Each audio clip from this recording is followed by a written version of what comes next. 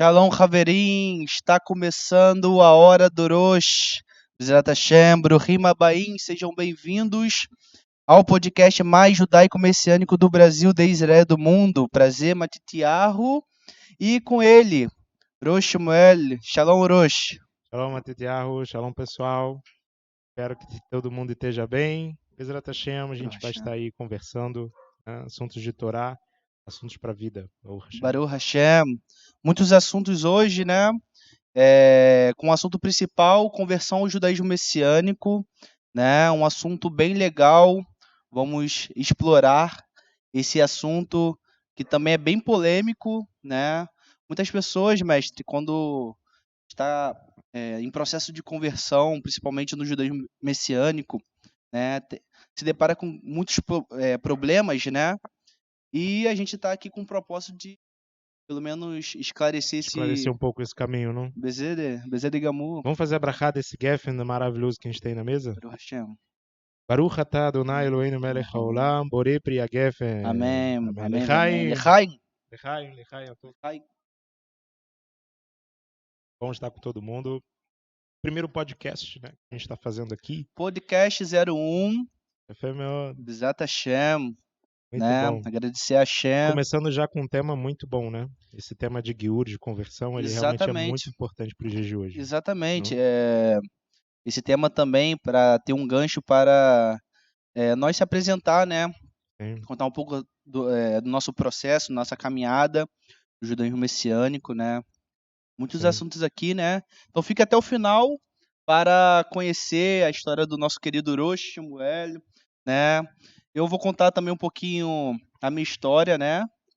E como é difícil, né? Dentro de casa, né? No nosso trabalho, como é difícil levar uma vida judaica, porém é uma brachá para a nossa vida. Verdade. Hein, mestre? Com certeza, falar, né, de judaísmo messiânico, a gente está falando de abdicar muitos costumes de nascimento, né? A pessoa tem que abdicar de muitas crenças, até mesmo crenças familiares, né? Então é um rompimento mental, um rompimento de vida. E esse assunto de conversão ao judaísmo messiânico, ele está muito em alta hoje em dia, né? Principalmente porque as pessoas têm muita falta de entendimento, discernimento quando fala sobre essa questão de conversão. Só dando um spoiler aqui, né? O senhor se converteu com 13 anos? Com 13 anos. 13 anos de 13 para 14 anos. Meu amigo. Já estava aqui na sinagoga. Na idade que o pessoal está se perdendo, você estava se achando. Mas é a misericórdia da terra. Meu Deus, Baruch Hashem. Que brachá, mestre. Baruch Hashem. Que brachá. Então, vamos iniciar com calma, né? Vamos iniciar com calma. Mas antes disso, antes de nós fazermos essa introdução, né? Eu quero pedir para os irmãos, primeiramente, deixar seu like, né? Comentar, deixe suas perguntas, né? Tire suas dúvidas, né? Não tenha vergonha, pode comentar aqui, que a gente vai, na medida do possível, nos capacitando, iremos responder. E compartilhem, né? Porque esse podcast, Bezerra Hashem, será edificante para a vida dos Ahim. Becede? Então, iremos começar com calma. Iremos começar tranquilo, falando de Tanar, né? Vamos falar das bases, né? Das bases. Primeiro, ter aquela base sólida, né? E começar com o nosso querido patriarca Avraham Avinu, né? Eu acho que quando a gente fala de conversão, mestre, a gente lembra logo nosso pai, né? Avraham. Então, assim, se eu não me engano, tem um comentário pelo David, qual o nome que comenta o Novo Testamento? Urashi? Ou tá falando do Novo ou do Antigo? Ele declara três judeus do Novo Testamento, né? Uhum. E ele fala que aquele que é convertido, ele tem a mesma performance de Abraham, né? Então, vamos dissertar sobre isso, mestre. Comente mais sobre isso para nós, né? Essa é uma dúvida muito grande, né? qual é o passo a passo da Brit Hadashah, principalmente, né, de ser um Avraham, né? Ter aquele Sim, chamado Ler Lechá, né? sim, boa. Bom, Abraham, né, Abraão, assim conhecido, né, ele é chamado pelo Eterno inicialmente. Na verdade, existe até uma discussão dentro da literatura judaica com quantos anos Abraão tinha quando Deus chamou ele, né? Aquele texto que é muito conhecido de Gênesis 12, verso 1, que o Eterno diz: Lech lechá me'artzecha, né? Sai por ti da tua terra. Alguns dizem que foi com 48 anos, né? Outros dizem que foi com 20 e poucos anos, enfim. Mas Abraham ali, ele estava vindo de uma casa idólatra. O Tanar, o Antigo Testamento, ele deixa bem claro que Abraham, antes de ter esse encontro com o Eterno, juntamente com seu pai e sua família como um todo, eram idólatras, né? O Midrash, né, que é o conto judaico, ele vai ensinar que eles eram fabricantes de ídolos. Sim. Né? Mas esse processo de revelação a Abraão, ele não começou no Lech Lechá. Ele não começou ali em Gênesis 12. Né? Segundo a nossa tradição, Abraão já vinha tendo níveis de conscientização, né, desse monoteísmo e tudo mais.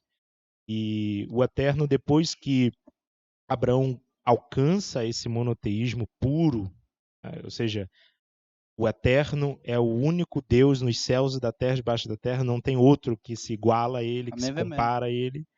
Quando Abraão chegou nesse nível de consciência, e aí então o Eterno faz esse chamado para ele trilhar nos caminhos de Deus. Só que lembrando, o David Stein. O David Stern. Isso, ele diz que existe 3 judeus na Brit Hadashah. Você confirma isso? E é interessante que isso é um tema de discussão, né? Tema de discussão porque Abraham, se a gente analisar, ele fez a Brit Milá aos seus 90. 99 anos, né? Seus 99 anos. Antes disso, ele cumpriu os mandatos de Hashem, né? Se, por exemplo, né, o Eterno chamou Abraão com 48 anos, só com 99 que vai ser dada a circuncisão para ele. Mas durante essas décadas da vida dele, ele estava servindo ao Eterno. Então, calma aí. A Semihá veio dos céus. Sim. A Semihá de Abraham vindo para fazer uma conversão. Vamos dizer assim, né? Essa botar um conversão que paralelo. ele fez, com certeza foi aprovada por Hashem. Não tinha um homem ali. BC de Gamur. Então, adiantando um pouquinho mais, né? Vamos para nossa querida Ruth. Sim. Né? Porque eu já ouvi comentários, mas desculpa a minha ignorância, e naquela época ela passou pelo Sanhedrin, né? Quando ela foi fazer a conversão dela,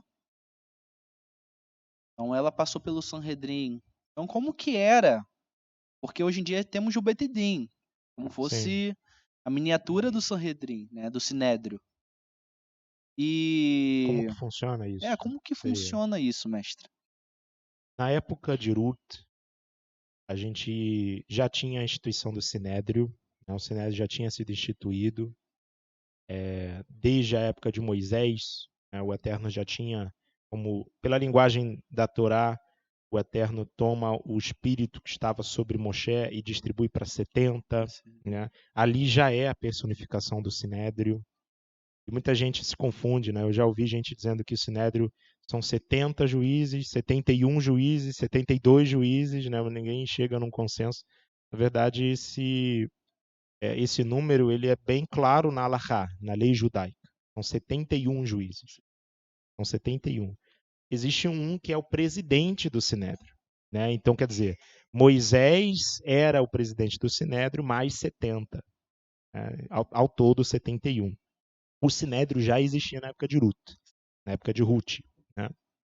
Mas o que precisa ser esclarecido é que o Sinédrio não era a única instância nessa jurisdição judaica. Né? A gente aprende dentro da lei judaica, isso está no Tratado Sanhedrin, né, um tratado do Talmud. Logo nas primeiras páginas, eles vão fazer essas discussões, que existem, na verdade, 3 instâncias, vamos chamar assim, né? 3 instâncias. A primeira nós chamamos Beit Din, que é composta por 3 juízes. né? 3 juízes é o que compõe o Beit Din, e existe a outra instância que a gente chama de Sanhedrin Katan, que é o pequeno sinédrio. São levados às pequenas causas, né? Vamos Isso. falar assim. São 23 juízes, esse sinédrio pequeno. E aí sim, a Suprema Corte, né, vamos chamar assim. E é o Sanhedrin Gadol, que é o grande sinédrio, que é essa, composta por 71 juízes. Então, a conversão, ela é tratada pelos juízes? Sim, ela é tratada pelos juízes. Pela lei judaica, tem que existir juízes. Atualmente são rabinos, né? Mas a gente está falando na época de Ruth, não havia ainda esse conceito, né, de rabino. Sim, Então sim. são os shoftim, são os juízes, os dayanim, Os daí, né? E Zenim.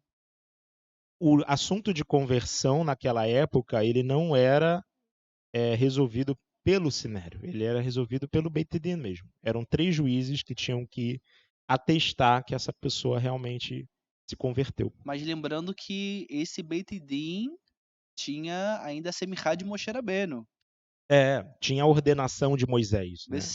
Porque século XXI, estamos deparando com um grande problema que hoje a gente tem uma discussão imensa pelo judaísmo reformista e o judaísmo ortodoxo, e o judaísmo reformista faz aliot, faz giurim, Judaísmo né? reformista, que você diz? Reformista, O e judaísmo reformista tem tem conversões que são reconhecidas pelo Estado de reconhecida pela Israel, Rabanut, etc. entendeu? Mas não é reconhecida pelo judaísmo ortodoxo. Então, mas é reconhecido pelo Beit Din, no caso, Pelo Rabinato Central de Israel. Rabinato. Porque, segundo o Rambam, quando a Semichá de Moshe ele acaba, ali, se eu não me engano, no ano 352, Na época do Talmud ainda, né? né, da Era Comum, então o Rambam ele estabelece assim, não, quando todos os rabinos estiver de favor, né, aí o Sinédrio, o Beit Din, no caso, teria a Semichá, porque a Semichá parou ali, Sim. né? Mas essa Semichá que parou ali, foi até um paralelo, porque foi um pouquinho depois do Concílio de Nicéia. Sim, Ele certo. estava criando outra autoridade dos gentios, etc. Né? Então, a Semichá de Moshe parou ali. Então, por que parou ali? Como acontecia isso? Porque não tinha ninguém capacitado para levar, né, adiante a Semichá de Moshe, porque a princípio era algo importantíssimo. Né? Tinha Sim, causa, pena de capital, né? sim. Que a gente resolve esse problema tão grande, né? Hoje em Esse dia. assunto que você está falando, ele é muito importante, ele é a espinha dorsal. Por incrível que pareça, poucas pessoas conhecem esse assunto. A ordenação de Moisés, né? Sim. E que é essa Semichá de Moshe. Existe um princípio, né, na Torá de que essa liderança nacional, que ela foi encabeçada primeiramente com Moisés, essa liderança ela tinha que ser passada através de imposição de mãos, né? Como nós vimos Moisés fazendo com os 70 Sim. e ele fazendo especificamente para Josué. Existem versículos na Torá e esse evento não é relatado uma só vez. Tem várias vezes na Torá que conta sobre a ordenação de Josué. Sim. Então, existe um princípio na Torá de que a liderança do povo judeu ela tem que ser passada por ordenação, por imposição de mãos. Sim, sim. Né? E, de acordo com a tradição, né, o Maimônides, como você falou bem, ele diz que essa ordenação ela existiu de geração a geração. Ela existiu na época de Davi, na época de Salomão, na época dos reis. Ela existia. E ela, inclusive, passou a época de Yeshua, e foi até essa data, né, mais ou menos, que foi o período da compilação do Talmud. Ainda existiam rabinos ali e tinham essa ordenação de Moshe. CD. Né? O que me parece, mestre, é que na época do nosso mestre Mashiach Yeshua, essa ordenação, aliás, o processo de Giur estava um pouco limitado, né? Porque, se eu não me engano, os gentios eram divididos né? Então, a questão do processo de Giul diante a Yohanan Hamatbi, né? João Batista? João Batista. Porque se a gente for meditar no Talmud, a gente vai ver uma referência, né, que os 3 processos para você fazer uma conversão era o Corban, o sacrifício, né? A Tevilá, aliás, a Brit Milá e a Tevilá, né? E você vai ver um paralelo com Alguns o elementos da Brit Hadashah. alguns elementos, né, que Sim. nosso mestre, né, Yohanan Hamatbi estava estipulando ali, né, que é a Brit do coração, né, a circuncisão do coração, né, que tem um paralelo a Teshuvá, né, você a retornar a Torá, né, que é a Brit Milá de fato física, né, você lembrar do pacto com Abraham, etc. O Korban, que é o nosso Mashiach, Sim. né, e o Mikveh, que você vê que é uma grande semelhança que até os dias de hoje sinagogas tradicionais fazem, exatamente Sim. esse processo. Mas a pergunta é o seguinte, que naquela época existiu uma brecha também para os gentios entrarem de uma forma abundante, né? Na época do nosso mestre. Vai ver lá em Atos, muitos gentios tendo a Ruach HaKodesh, por exemplo, né? E a questão da ordenança de Moshe Rabbeinu, como que foi passada para os discípulos? Se era a mesma ordenança de Moshe ou foi uma ordenância como Abraham teve, Sim, né? entendi. Então, Yeshua, quando vem ao mundo de forma física, né, inclusive existe um verso que ele fala, né, para os discípulos, dizendo: tudo que vocês ligarem aqui na terra será ligado nos céus, tudo que vocês desligarem aqui na terra será ligado nos céus. Na verdade, até esse conceito de ligar e desligar é um conceito dentro da lei judaica. Ligar e desligar ali é o sentido de permitir e não permitir, né? Eu estou falando de aspectos halárquicos, aspectos de lei judaica, Okay. coisas que cabia ao sinédrio. Então, Yeshua traz uma autoridade dos céus, né? O próprio Yeshua, como não tendo, não recebeu semirá de homens, né? Não recebeu essa ordenação de nenhum mestre que existia naquela época, a tal ponto das pessoas que ouviam as pregações de Yeshua diziam assim: mas ele não fala como os escribas e os fariseus, ele fala como se tivesse autoridade. Como assim ele não fala como os escribas e fariseus? Porque os escribas e os fariseus eles tinham um costume de sempre quando estivessem lecionando, até o dia de hoje isso existe, de você não falar as suas próprias palavras, mas falar as palavras dos mestres anteriores, né? Então o que acontecia naquela época? O fariseu, o escriba, quando ele ia trazer algum ensinamento de Torá, ele dizia assim: os nossos anciãos, né, a tradição dos nossos anciãos. Então, quer dizer, ele era um mero porta-voz de uma autoridade antiga. Sim. E as pessoas falavam de Yeshua assim: ele não fala como os escribas e fariseus, ele fala como tendo autoridade. Então, Yeshua tinha uma autoridade dos céus, tinha uma autoridade divina, né, que na verdade foi a mesma autoridade que Moisés recebeu. Mas, se você reparar, Moshe se torna Moshe Rabbeinu no Monte Sinai. Exatamente. Não é imposição de mãos de ninguém anterior a isso. Né? Moshe se tornou Moshe Rabbeinu, se tornou líder do povo judeu com uma experiência pessoal com o Eterno. Inclusive fazendo um sacrifício para Arão e seus filhos, né? Sim, logo na inauguração do tabernáculo, né? Arão e os seus filhos ainda não eram sacerdotes e Moisés fez sacrifícios. Aí a gente pergunta assim: qual é a linhagem sacerdotal de Moisés ali para ele estar fazendo sacrifícios? Tem até um versículo, né, na Brit Hadashah que Shin pergunta com qual autoridade, né, e Machia ele rebate, né, com outra pergunta, né? Como um bom judeu, né, responde com outra pergunta, e ele diz, né, a autoridade, de uma forma eles ficaram lá, não vou responder, porque se eu responder isso, o povo vai discordar, porque é a autoridade de João Batista. Sim. Mas se eu concordar com o povo, eu vou estar concordando com Mashiach. E se você parar para pensar, é esse cenário que vemos hoje em dia, porque os gentios hoje vê essa autoridade como uma nova, um novo sistema que Mashiach criou, uma nova religião, Certo. né?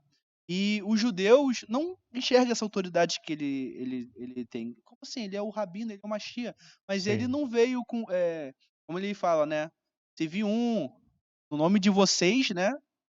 Não veio no nome de quem? Ele veio dos céus. Sim. Seria?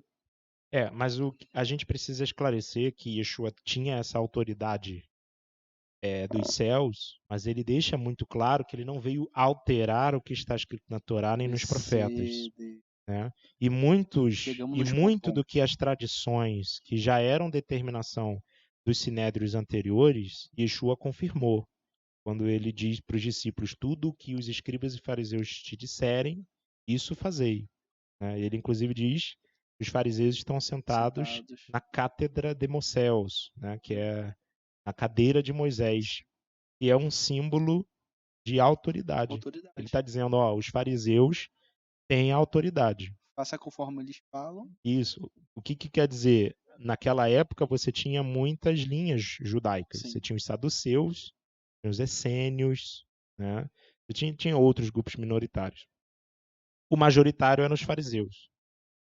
E Yeshua, quando fala isso, ele está dizendo: os fariseus têm a base certa. Os saduceus têm uma base errada. Por quê? Porque eles tiram demais, né? Ele critica os fariseus porque em alguns pontos eles excedem, mas em relação aos saduceus ele os critica porque eles tiram demais. Né? Então os saduceus não tinham o cânon completo da Bíblia hebraica como os fariseus tinham. Né? Os saduceus faziam costumes que eram totalmente diferentes dos costumes farisaicos. Então Yeshua ali, quando ele diz que os escribas e fariseus se assentam na cadeira de Moisés, ele está dizendo: a linha farisaica é a base. Eu não estou aqui querendo tirar isso. E ele diz para os discípulos assim: fazei o que eles estão falando.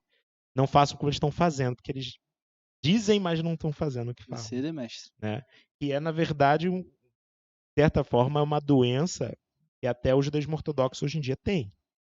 Porque nós que estamos acostumados a ler os livros, né, de Alahá, de lei judaica, livros de autores ortodoxos, nós vemos um certo judaísmo do livro, né, aquele judaísmo perfeito, aquele judaísmo. E quando você vai para a prática, para dentro de comunidades ortodoxas, de fato, você acaba não vendo uma prática, né, tão religiosa assim do que está nos livros. Né? E, na verdade, são exatamente os mesmos sintomas que Yeshua via naquela época. Né? Eles tinham uma preocupação totalmente exacerbada em relação à ritualística, em relação a tradições, minhagim, mas eles não tinham preocupação com a purificação do caráter, por exemplo, né? Com o jeito de agir ético, moral, diante da sociedade. Né? Então, porque se a gente ir num raciocínio, tem uma equação aqui, não, mas Yeshua era rabino pela autoridade dos céus. Então, se aparecer alguém e falar assim, eu sou rabino, e Deus me revelou em sonhos. Aí ele está se comparando com o mestre. Hein, mestre? Né? Porque senão a gente vai tirar exatamente, a gente tá botando palavra na boca do mestre, né? E porque ele mesmo diz que a autoridade está com o Shin, né? Porque a questão também, Matitiel, é o seguinte, né? Vamos olhar agora, então, nessa perspectiva da Semichá de Yeshua. Sim. Yeshua, então, ordenou os discípulos. Os discípulos ordenaram ali a primeira geração apostólica. E então a gente vai perguntar assim, onde está a ordenação de Yeshua hoje em dia? Pelo Maimônides, a gente sabe que a ordenação de Moisés cessou ali no ano 300 e pouco. Se nós aplicarmos o mesmo raciocínio, essa certa autoridade de Yeshua, que ele dá para os seus discípulos, a gente olhar na mesma ótica, né, a gente vai ver que houve uma corrupção dessa ordenação. Houve um desvio dos ensinos de Yeshua. Né? A primeira comunidade ali, no primeiro século, ela manteve os ensinos originais de Yeshua. mas quando se sucedeu o segundo século, o terceiro século, especificamente o quarto século, você já tinha a maioria daqueles que se diziam seguidores de Yeshua já estavam fazendo práticas, cerimônias que não tinham nada a ver com o que Yeshua tinha ensinado há 200 anos atrás, naquela época, né? Então, você hoje em dia usar esse mesmo argumento é um argumento errôneo, né? Você dizer que foi o Eterno que te separou, né, para ser rabino. Não existe esse tipo de conceito hoje em dia, porque você simplesmente vai estar passando por cima de tudo isso que estamos falando aqui, né? Quer dizer, a pessoa, ela na verdade vai tirar isso da cabeça, porque a experiência pessoal, como é que eu vou te convencer de uma experiência pessoal que eu tive, né? Não tem como. Prova disso, né? E os apóstolos, né? Os seguidores após a finalização da Brit Hadashah, vai ver o Concílio de Yavne, né? Sim. Um acréscimo na Amidá, É. né? A benção dos hereges, né? Sim. Vai ver que os seguidores de Mashiach estavam dentro das sinagogas, Sim. né? Sinagoga de Xuxam, se eu não me engano. É o interessante, Matheus, de olhar o livro de Atos. Tudo bem que o livro de Atos ele foca muito nas pessoas de Pedro, principalmente ali, primeiros capítulos. Capítulo 9 em diante, até o final, ele foca em Paulo, né? Em Shaul. E nós lemos que o apostolado de Paulo é o apostolado dos gentios, né? Como ele mesmo diz em várias cartas. Mas quando você olha as viagens missionárias de Paulo em Atos, você vai ver ele se lançando na Macedônia, lançando na Grécia. Só que em cada cidade que ele ia nas sinagogas daquela cidade. E na maioria das sinagogas que ele chegava lá, tinham gentios que estavam se convertendo a Deus, da maneira como estava ali, né? Então, quer dizer, o próprio apóstolo Paulo, quando ele vai fazer essas viagens missionárias, ele não vai nos templos. Sim. Você vai ver, na verdade, somente duas situações que ele fala com esses gentios, né? A situação que é mais famosa é aquele discurso de Atenas que ele dá, né? Já quase no final de Atos. Ele faz um discurso público naquela praça, né, em Atenas, mas fora esse episódio, você não vê o apóstolo Paulo pregando para os gentios pagãos, entende? Mas sempre para gentios que já estavam na ambiência sinagogal, entende? Então as pessoas precisam compreender que você viver a fé apostólica, só basta você olhar o livro de Atos, né? Sim. Os apóstolos não criaram um novo ambiente pelo arbítrio deles. Você vê os primeiros capítulos de Atos, Yeshua foi levado aos céus. Receberam o Ruach HaKodesh em Atos capítulo 2, ali em Shavuot. Estavam ali cumprindo a peregrinação da festa de Pentecostes, né? E é um costume judaico. E o que você vê nos capítulos seguintes? Tá chegando, né, mestre? Estamos nessa época de contagem do Homer para chegar em Shavuot. O que você vê nos capítulos seguintes? Você vê os apóstolos indo ao templo, fazendo as suas orações. Pedro teve aquela visão daquele pano com toda sorte de animais, né? Ele estava no horário. É uma discussão, mas meu Deus. Pedro estava no horário de Minchá. Estava fazendo a reza da tarde, né? Eles mantiveram a vivência judaica, entende? Mantiveram a vivência judaica. E então o que é você viver a fé apostólica? O que é você viver a fé dos apóstolos? É ter exatamente essa mesma prática e vivência que eles tinham, né? Igreja primitiva, né? Eles colocam esses termos. Uns apelidos, né? E quando a gente fala sobre o retorno, né, a essa vivência, a gente também precisa reconhecer que temos a limitação do tempo, né? Não há como você viver 100% o que o Yeshua e os apóstolos viveram. Eu vou dar um exemplo só. Simplesmente pelo fato do templo de Jerusalém não estar de pé hoje em dia. Sim. Na época de Yeshua, na época dos apóstolos, o templo existia um sacrifício, né? Hoje em dia não tem templo, então só isso você já tem uma mudança no costume, uma mudança na hora de cumprir os mandamentos. Então não tem Dificulta como. mais. Sim.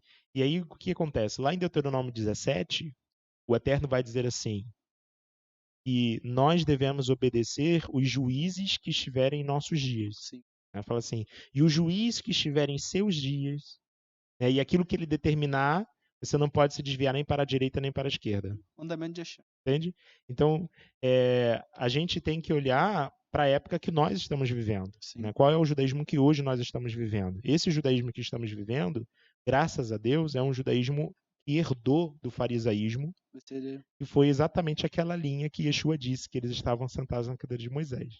Baruch Hashem. O que a gente está vendo hoje? A gente está vendo agora uma certa maximização de tradições humanas. Sim. Né? Que Yeshua já estava batendo no primeiro século. Hoje nós temos uma coisa até um pouco maior. Sim. É exatamente isso que eu iria comentar agora, né? Porque o rapaz, né? Nossos Haverim que estão se convertendo, como nós também passamos por esse processo, perdão, se depara com dois extremos. Primeiro, né? A igreja, né? E anula a Torá de Hashem, bota autoridade, né, para ela, né? Sim. Tem as suas leis, e ela fala, não, a lei foi abolida. Mas dentro da igreja tem lei. Né? Você vai ver e são leis de homens. Leis de homens. E a maioria leis de homens, porque se seguisse as leis bíblicas seria bem diferente. Sim. Né? E agora um assunto muito importante é que quando o camarada tira esse cisco, né? Ele agora depara com outro problema, porque ele está indo mergulhar no oceano que é o judaísmo. Tantos livros, tantos comentaristas, Talmud, Guemará, Mishnah, etc. E, né, o Zohar, ele vai ver muitos comentários da Idade Média, de rabinos que passaram a Inquisição, né? Vai ver história de Yeshua Ben Pandira, vai ver história sobre reencarnação, você vai ver tanta mescla, né, mestre, que às vezes a pessoa acha que não, o judaísmo é isso aqui. Só que se você ler depois o comentário do Yonatan, né, Sefer Yonatan, você vai ver que, calma aí, tinha outro judaísmo também daquela época, né, depois do concílio de Yavne, isso aí foi um pouquinho reformulado, né, como estava comentando. Então, eu gostaria de entrar nesse tema importante agora, né, que é sobre esse novo judaísmo, entre aspas, né? Seria o judaísmo rabínico, né? O judaísmo Na época de Yeshua rabínico. era o judaísmo farisaico, hoje em dia é o judaísmo rabínico. Né? Porque a gente fica um pouquinho limitado, por exemplo, de ser aceito, quero cumprir Shabbat, estou viajando. A única sinagoga é Chabad, né? Sim. Como que a gente vai entrar se eles não aceitam nós, infelizmente, né? Nossos irmãos, nossos ahim, né? Então a gente estamos se deparando, quando a gente entra no judaísmo, se deparamos com esse grande problema agora, né? Que é o judaísmo rabínico, né? E muitos antimissionários que faz um proselitismo verso, né? Que é tentar minar a fé em Yeshua. Exatamente. E inclusive, para piorar a situação, você vai ver os chamados judaizantes, né? Com algumas linhagens do cristianismo, bota kippah, talit, né? Não é nada, né, sem críticas aqui. Mas você vai ver que eles tentam limitar ainda mais, né? Por exemplo, antigamente tinha conversão aqui no Brasil. Aí tem histórias de camarada que foi para Israel e casou na igreja, virou católico lá. Então o judaísmo ortodoxo foi limitando, né? Então, como que a gente agora vamos, né? Como nós iremos agora, mestre, resolver esse problemão, né? Que é separar o judaísmo ortodoxo, o judaísmo que tá na internet, tá salvando muitas vidas, né? Muita gente fazendo techuvá diante deles, mas também muita gente negando a fé no Mashiach, porque acredita que aquilo é verdade, né? É plena. que ocorre, né? Quando nós estamos numa ambiência de igreja, nós vemos um cenário em que é superabundante em relação a Yeshua, em relação ao Novo Testamento, etc., doutrinas neotestamentárias que são bíblicas, né? Mas você vê uma ausência da obediência às leis do Eterno.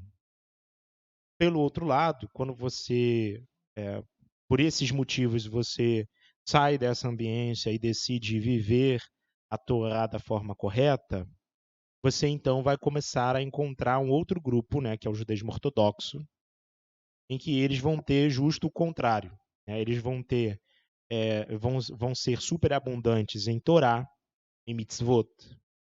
Por outro lado, vai ser um ambiente hostil à fé em Yeshua, né? Então, só pelo fato de ser um ambiente hostil à fé em Yeshua, não é aconselhável uma pessoa ela buscar a conversão ortodoxa achando que ela está cumprindo a Bíblia, né? Porque a conversão ortodoxa, a conversão judaica ortodoxa, ela não vai te direcionar para o centro das Escrituras. Em parte, sim, mas pelo outro lado, não. Entende? Porque a conversão ortodoxa, você está dizendo que você está aceitando as práticas e crenças ortodoxas. Coisas como você já listou aqui. Sim, sim. Né? Existem certas crenças do judaísmo ortodoxo que não são bíblicas. Entende? Então, o conselho que eu dou para qualquer um que está querendo buscar viver a obediência ao Eterno é, primeiramente, se encaixar dentro das Escrituras. Sim. Entende? A pessoa precisa se encaixar dentro das Escrituras. E falando de judaísmo ortodoxo, você vai ver que é um tipo de prática religiosa que, em parte, está sim pautada nas Escrituras, mas, por outro lado, não. Assim como a igreja. Sim. Entende? Então, são dois ambientes que uma pessoa que busca a sua vida estar centralizada nas Escrituras, são dois ambientes que ela não vai se encaixar. Sim, sim. Entende? Que maravilha, mestre. É um mar de conhecimento, Baruch Hashem, por isso. Mas eu gostaria de saber, eu acredito que os irmãos que estão assistindo essa transmissão também gostaria de saber. E como que foi? Porque eu fiquei sabendo já, mestre, que até PO te rolou, hein? Então eu entrei nesse assunto aqui, conversão ortodoxa, porque a gente já conversou antes, mas eu gostaria de saber, com 13 anos de idade, o senhor se converteu ao judaísmo. Foi conhecer as escrituras sagradas, Sim. né? E como que foi o impacto na sua escola? Como que foi o impacto na sua família? Ainda mais uma comunidade que estava caminhando para o lado ortodoxo, né? Sim. Foi, mestre? Como foi esse processo que estamos curiosos de saber? Bom, eu nasci numa família batista tradicional, não batista reformada, batista tradicional.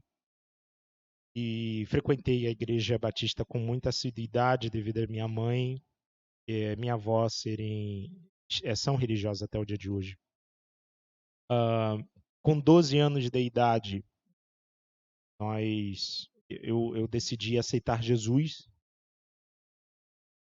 Levantou E a mão? levantei a mão lá no culto e tudo mais, com 12 anos de idade. E o pastor daquela igreja, ele tinha um certo costume, ou desafio que ele dava, né, para esses novos convertidos, né, que após o batismo você tinha que ler a Bíblia em um ano. Então, após o batismo, a gente aceitou esse desafio, né? Então, entre 12 e 13 anos foi esse ano que eu conheci as Escrituras. Legal, legal. É claro que assim, eu já tinha uma vivência, a gente ouvia pregação, mas eu nunca tinha parado e lido os livros da Bíblia, entende? Sim. Então ali eu considero que foi o meu primeiro contato com a Bíblia, assim dizendo. Ótimo, né? ótimo. E a gente conseguiu completar esse desafio, em um ano a gente conseguiu ler de Gênesis a Apocalipse, né? Só que existiram muitos pontos dentro das escrituras que me deixaram muito curioso. Só que como eu tinha que seguir ali aquela leitura, né? Então eu tive um bloco de notas que eu deixei separado na minha leitura em que eu deixava anotadas as perguntas que eu tinha. Eu queria que depois desse ano de leitura bíblica, eu voltasse a ler novamente, agora buscando as respostas dessas perguntas que eu tinha escrito, né? E foi nesse retorno à leitura da Bíblia que a gente passa por Gênesis, Êxodo, Levítico, Números, Deuteronômio, que a gente, ou seja, vai encontrar as leis que estão ali, as leis da lei de Moisés, né? E vem aquelas perguntas, né? As perguntas que a gente faz para o pastor, né? assim, por que a gente não está guardando o sábado? Por que a gente está comendo porco? Por que a gente, né? Várias coisas. Eu queria ter detalhes da festa de tabernáculos, né? Porque para mim, como um menino ali, aquilo ali é a Bíblia. Sim. Ou seja, a Bíblia está dizendo que tem que seguir. E eu não conseguia engolir muito a ideia de não, nós estamos vivendo em outro tempo, mas, Sim. quer dizer, eu tô lendo a Bíblia, continua sendo a Bíblia, por assim dizer, né? Então, com 13 anos, foi esse ano que a gente passou a conhecer outros grupos, né? E nessa época havia uma sinagoga messiânica que estava muito em alta ali, na internet propriamente. Eu comecei a acompanhar esses estudos, etc. O meu tio foi uma ferramenta muito importante para todo esse entendimento. O tio Douglas? Meu tio Douglas. Um abração, Douglas. Foi uma ferramenta muito importante para essa chave virar. Entende? Porque eu lembro que foi próximo ao meu aniversário de 14 anos, eu ainda não tinha feito, em que nós viemos pela primeira vez para a sinagoga. Né? Na época, o rabino não era rabino, né? Ele ainda não tinha Semihá. E foi ali dentro que a gente começou a realmente conhecer a prática, né, das escrituras, segundo a vivência judaica, etc.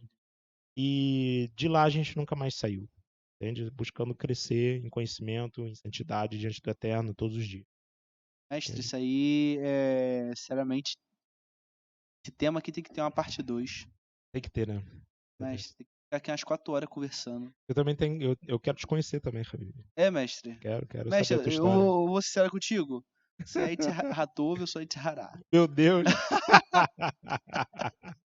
Mestre, eu tô aqui ouvindo aqui com vergonha de falar, sério, porque com 14 anos eu tava querendo me perder.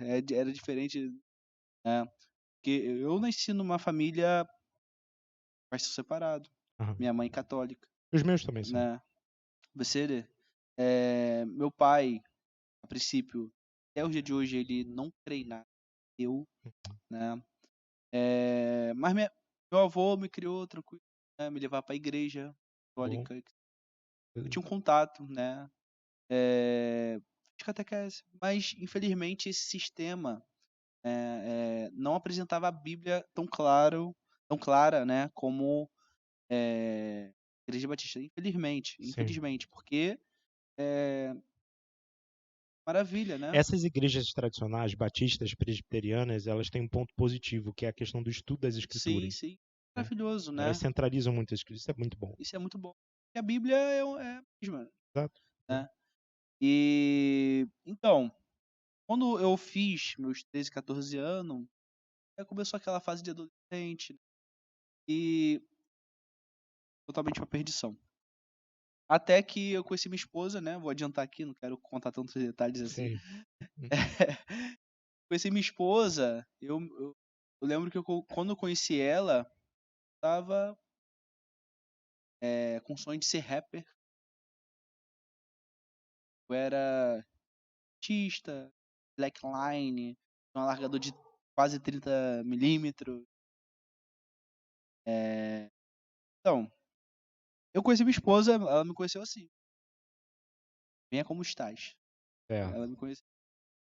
A gente se relacionou, etc. Até que ela contou dela de infância que era estudar as escrituras. Eu já tinha 18 anos. Uau.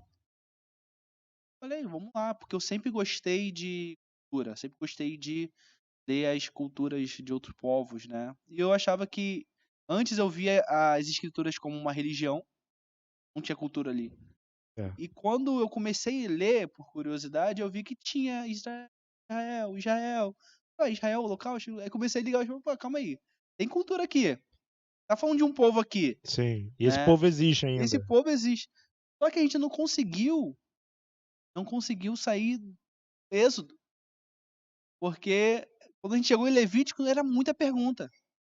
Aí até que minha esposa falou, não, vamos pra escola dominical.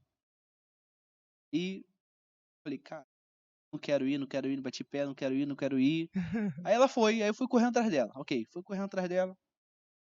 Aí eu me encontrei com o nosso querido Ed Carlos, né? Sempre tem uma pessoa para puxar a gente, né? Baruch Isso é muito Hashem. bom. O Hashem Baruch botou Hashem. Ed Carlos na minha vida ali. E eu não passei 3 escola dominical porque eu não queria nem saber da cartilha lá, eu queria pergunta. O que é Lilith? Eu vi no YouTube isso. E ele foi me respondendo, Shabbat, Kashrut, etc. Sim. E aí ele teve um momento que ele saiu, né, da igreja, e a gente foi fazer o estudo lá em casa.